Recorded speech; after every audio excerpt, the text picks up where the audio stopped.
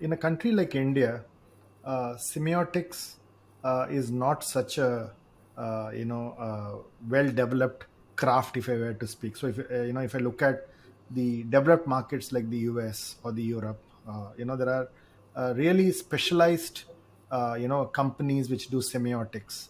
So can you talk to our audience about what is semiotics? Yes. Yes. So semiotics actually is a study of how meaning is created in people's minds.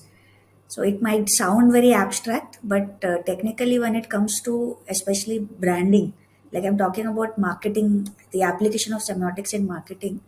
So when it comes to creating a brand identity, it's all about it's like an engineering exercise, if I have to say it in terms of what Indians understand, right? So in engineering tech, we actually use real physical materials and objects, join them together to create a bridge or whatever, right? But in branding also, it's kind of similar thing, but you're working with conceptual and perceptual elements that are brought together. And when I say perceptual, it could be anything like visuals, like if you're designing a logo also, there everything like your font or your colors, like the each and every element of the design, it can be dismantled into its individual units, right? And the way things come together, it completely creates a very different meaning from the what the final product is, right? So it's perceptual and also conceptual. Like for example, if you're creating a brand targeting mothers, if it's a child, a product to be used by the child, then it's an entire emotional space that opens up. So what elements will bring, what kind of emotional elements can you bring together in your brand? Even that's like a strategic decision that the brand needs to make.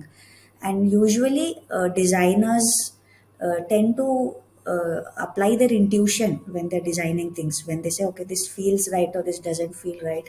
Or sometimes we tend to just use some taken for granted patterns, like we say this generally works, so we'll just put it together this way.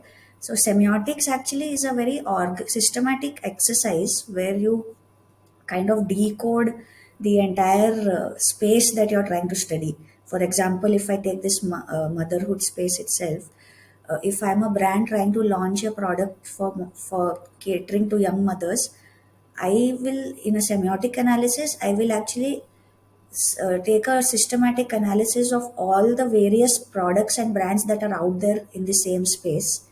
What kind of a structure are they following in their communication? What kind of emotions they are following? So you do this complete mapping of everything that is already there out there, and it's not that everybody will be doing it in one way.